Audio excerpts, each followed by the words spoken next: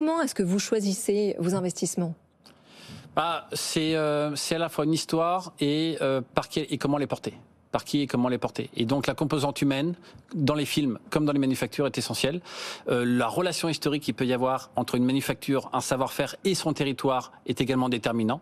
Si demain on a de beaux projets qui ne sont pas liés intrinsèquement et historiquement au territoire, eh bien ça ne nous intéresse pas. Et donc du coup, ces récits de territoire, comme on fait parler des territoires qui ont à travers l'histoire, leur géographie déterminée et développée des savoir-faire extrêmement spécifiques à ces territoires-là, c'est un critère de sélection qui est total. On comprend que le Made in France, quelque part, c'est important pour vous. Ce Made in France, il est évidemment frappé par l'inflation. Qu'est-ce que vous en dites? Enfin, quelle est votre vision, en tout cas, sur les prochains mois? Ma vision, c'est que c'est un mauvais moment à passer. Ouais. C'est que c'est un mauvais moment à passer pour ces entreprises. Alors souvent, ces entreprises sont à un niveau manufacturier où la composante humaine et donc la main-d'œuvre manuelle est encore importante. Donc moins impactée quelque part que les grandes industries qui sont pour la plupart très robotisées. Ouais. Pour autant, la robotisation et l'intelligence des machines n'est pas non plus un tabou. Et je reviens sur ce que je disais tout à l'heure de ne pas opposer innovation avec tradition par rapport à Galatée. Ouais. Ce n'est pas un tabou.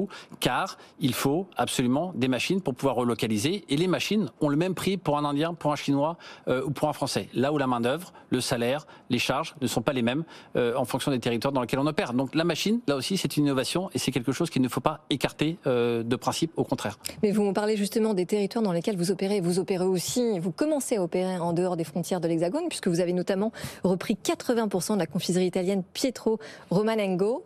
Est-ce que l'avenir de Terre et Fils, c'est justement aussi de s'exporter à l'international? Oui, parce que, et surtout en Europe, enfin je veux dire, si on part du principe qu'en Europe, il nous faut que des startups pour pouvoir rivaliser avec la vision civilisationnelle des Chinois et la vision moins civilisationnelle, mais pour autant avec une culture très forte des Américains, je pense que nous, Européens, avec nos 2000 ans d'histoire, on a une singularité, on a quelque chose qui nous a toujours liés, qui aujourd'hui peut-être nous fait défaut, c'est un état d'esprit. Et cet état d'esprit européen, on le retrouve bien évidemment en Italie, en France et ailleurs. Et est-ce que, donc du coup, ces entreprises anciennes sont condamnées quelque part à s'éteindre petit à petit au fur et à mesure où elles avancent dans la vie? Non. Et on le démontre, et on n'est pas les seuls à le démontrer fort heureusement, mais il faut mettre un projecteur, et merci en tout cas de me donner l'occasion de le faire, il faut mettre un projecteur sur notamment toutes ces filières qui ont un impact économique, social, mais aussi culturel et patrimonial. Et on manque aussi de culture et de patrimoine rattachés à du tangible, de l'économique, du social, de la création de valeur, de l'innovation. Il faut réconcilier ces mondes-là. Merci à vous, Jean-Sébastien, d'avoir été avec nous ce soir. Merci beaucoup, Jean-Sébastien Decaux, d'être passé nous voir ce soir dans Good Evening Business.